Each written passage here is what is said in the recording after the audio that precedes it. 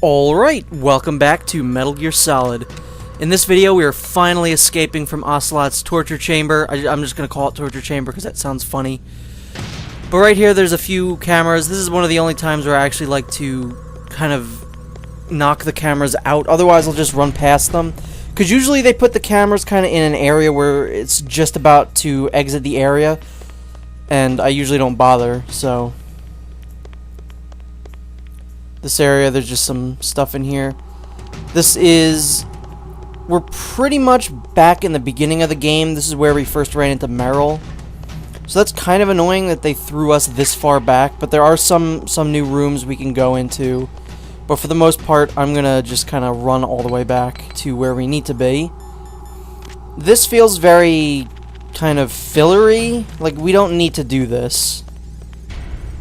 Same with going back and getting the sniper rifle. There's no reason we had to travel so far back to get it.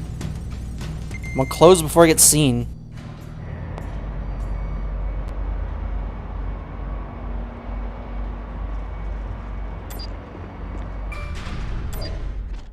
Most Metal Gear games have that kind of filler. Metal Gear Solid 3 has a lot of it in the beginning, but then after that beginning part with the Sokolov area, it just kind of stops. But in this area, you run to this beginning part a couple times throughout the game.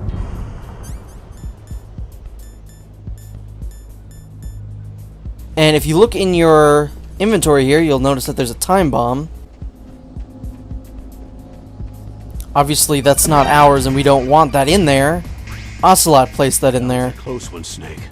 Ocelot, you'll pay for that.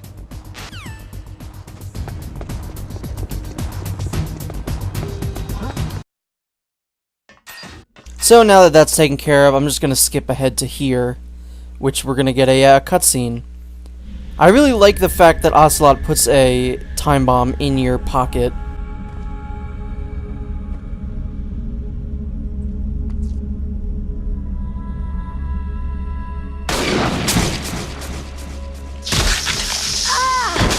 Remember this cutscene that happened not even an hour ago? I do. I can still help. This is the cutscene equivalent of backtracking. Save your strength. I was a fool. I wanted to be a soldier. War is meaningless. Nothing comes out of war.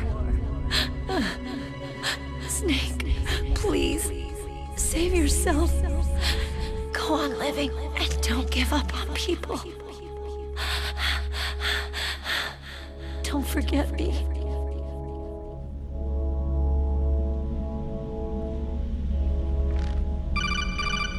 That was a cool transition, but I still think that cutscene is completely pointless. Snake, about Meryl. Colonel, I'm sorry. Listen to me. I wasn't able to protect her. Snake, she's a soldier. She knows that prisoners are a part of war. She joined up of her own free will. I'm sure she was prepared for this. No, you're wrong. Meryl thought she had to become a soldier. Thought it was the only way. She said she thought it would bring her closer to her dead father. She said that? She wasn't ready for real combat. I shouldn't have pushed her so hard. It's all my fault. That's not like you, Snake. Master? What is it? Sorry for eavesdropping, but I couldn't just listen anymore. Master.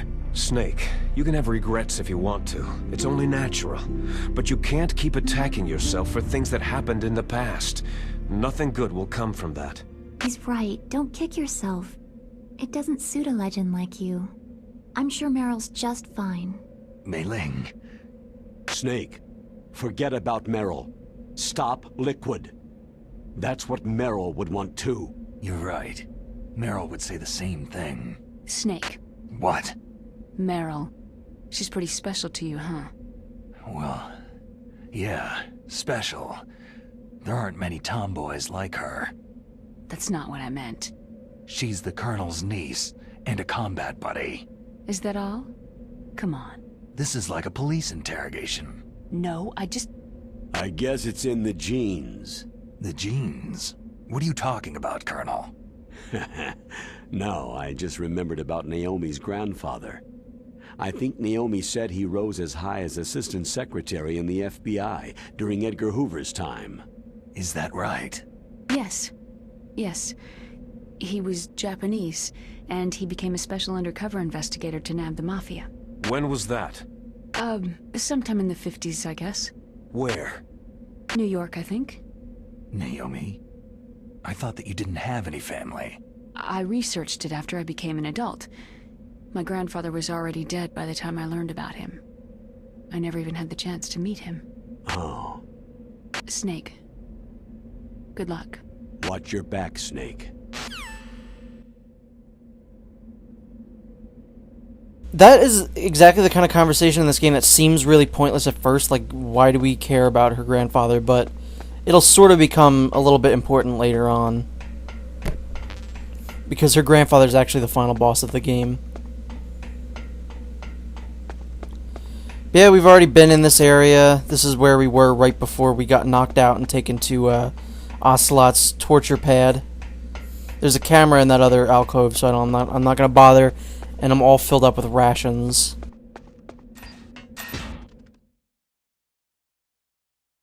And here we have to switch the disc. So I'm just going to do that real quick. And there we go. That means we're pretty much, I'd say we're more than halfway done with the game, but I guess that's halfway done in the technical terms of things on the disk space front. This is probably like my favorite half of the game. The first half is a little slow, it takes a while to build up, but from the torture sequence on, I really like this part of the game. Except for this part, actually. This part's actually kind of annoying. Because this part literally goes on for an eternity. So the best thing to do is throw down some stun grenades. Every time one goes off, throw another one. And the people behind you will get stunned, obviously. This part goes on for a ridiculously long amount of time, and if you don't have stun grenades, it can be really, really annoying. Like, this one guy behind me is relentless. I remember this being a lot harder in the original PS1 version. Snake, that's the door to the walkway. It won't open, even if I use the card. Huh? Oh, that's right. I totally forgot. Do you know something? That door sometimes gets frozen shut because it's so cold outside. Next time, tell me beforehand. So what should I do? It's impossible to open from the inside. They always used C4 or something from the outside. From the outside? You can't open it from the inside? Sorry, it's impossible. But don't worry, you'll get through. There are 2 walkways that connect Tower A and Tower B. The other one's on the roof. You should just use the walkway on the roof. So pretty much that just means we have to run up about another 20 floors. And I'm not even kidding, that's how much it feels like.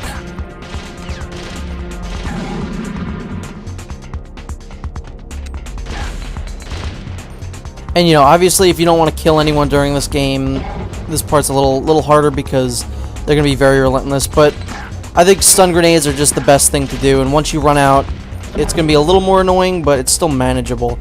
Again, I think the Twin Snakes version is a little easier.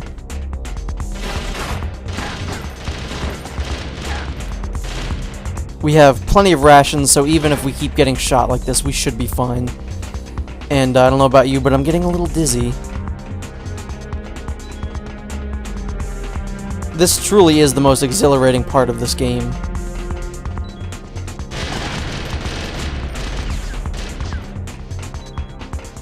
I'd love to be able to do this without losing a life bar, but I don't think that's going to be possible. Come on. It's still oh, damn it. And up we go. As soon as you hit the ladder, they're not going to actually hurt you with their bullets. Well, now that that nightmare's over, it's smooth sailing from here on out. Otacon, I'm up on the roof. That was a pretty fast climb. No. I wanted to go slowly, but someone there forced me to move faster. Huh. Well, you can relax, because there's an elevator in Tower B. That walkway will take you to Tower B. Well, alrighty then. I'm sure nothing bad can happen here.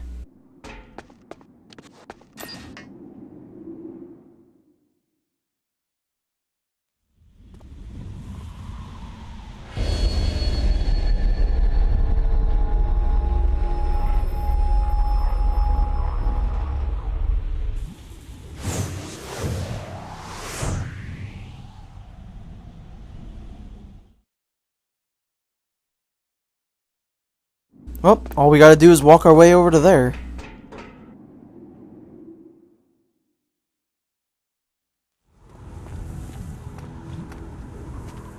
I'm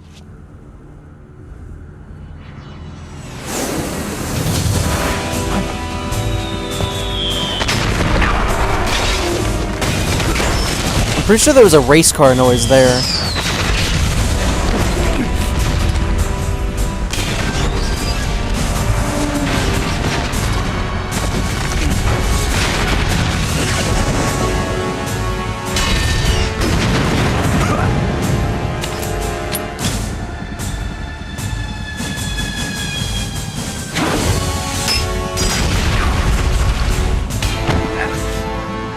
Yeah, that was one of the dumbest things ever.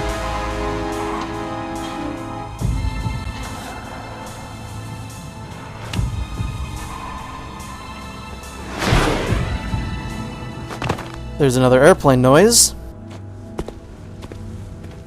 I was wondering where they'd gone.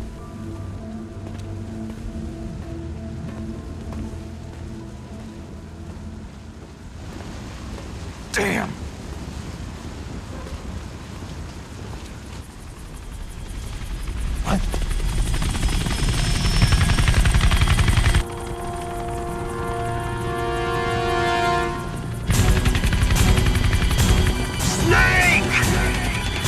I'm afraid I can't let you get past here.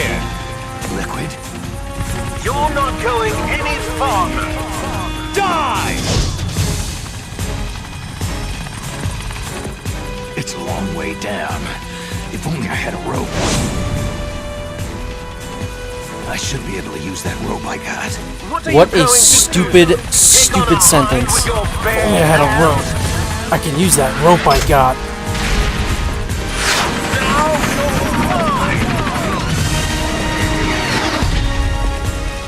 If I stay here, I'm finished. So yeah, we picked up a rope not too long ago. All we have to do is equip it and use it. That's a scope, not a rope. There we go. Pretty much as soon as you equip it, it just does it for you in a cutscene. That does not look like it's tying a rope.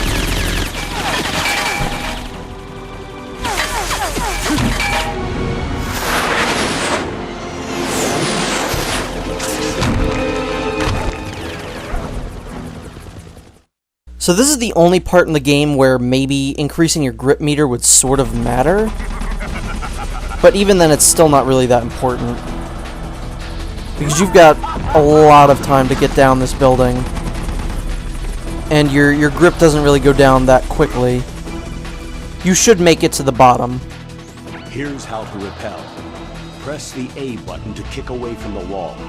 While away from the wall, push down on the control stick to descend. If you kick off the wall while pushing the control stick left or right, you make a large jump in that direction. You can walk slowly across the wall if you press and hold the B button. To move a little at a time in a certain direction, push the control stick while holding the B button. If you're careful with the timing, you should be able to dodge the gunfire from behind while you rappel down. If anyone can do it, you can, Snake. Snake, he's our man. If he can't do it, no one can. But yeah, it's literally as simple as, like, they give you all these, like, big things to do, like, if you want to go slightly, tap it. If you want to go further, press it down. It's just like, just keep pressing the button. And you'll do it. It's really, literally the easiest thing. That was about 10 seconds. Campbell did not need to say a single word.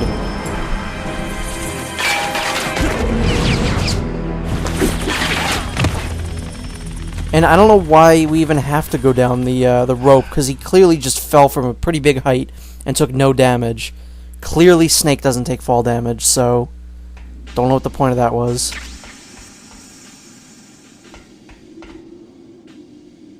You can see that the door actually is iced up, which is a really cool touch.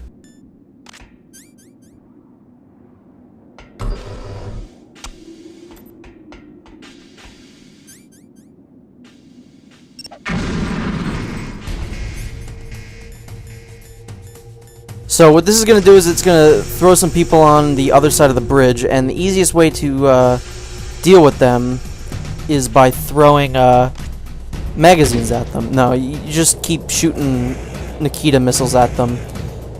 This is the easiest way to deal with these guys. It might take a little bit, but it's still the most effective way of dealing with these guys, because they just stand there. They don't even shoot you, because you're so far away they don't know that you're there. Sometimes they'll get wise and they'll be like, hey, there's a rocket coming at us, maybe we should shoot it. But for the most part, they don't. This is why Solid Snake is the legendary soldier he is. I like to stand on the other side of bridges and shoot rockets at people.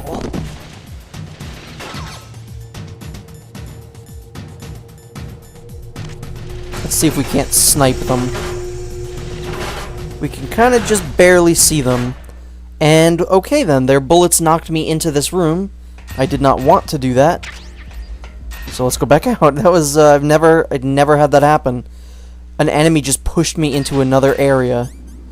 So let's get our rations, get a thing out, and get away from that door. Like I said, this might take a little bit. Please tell me that, oh my god, they respawned the other person.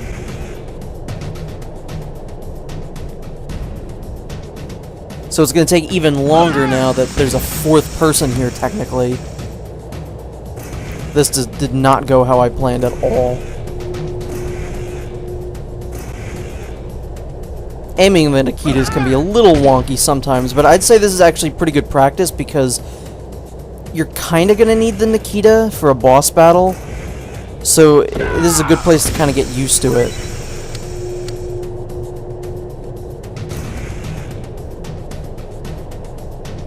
You only got 2 people left. 1. You know they're dead when you hear the item noise. Wait, what? Huh? What? What? Where'd the third guy go? That was pretty magical. I think he just gave up and shot himself. Just run away from the Hindy. It's really not that big of a deal. He's not gonna get behind you.